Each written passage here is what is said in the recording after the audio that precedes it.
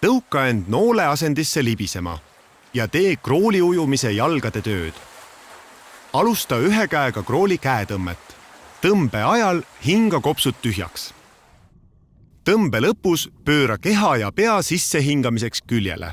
Keera nägu tõmbe käe poole ja hinga tugevalt sisse.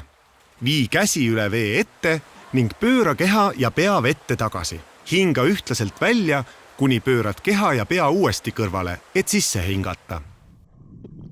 Alusta teise käega tõmmet siis, kui esimene käsi veest välja tuleb.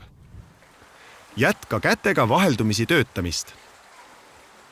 Hinga iga teise käetõmbe ajal sisse. Hoia ujudes kogu keha sirge ja veepinnaga horisontaalselt. Uju niimoodi vähemalt 15 meetrit.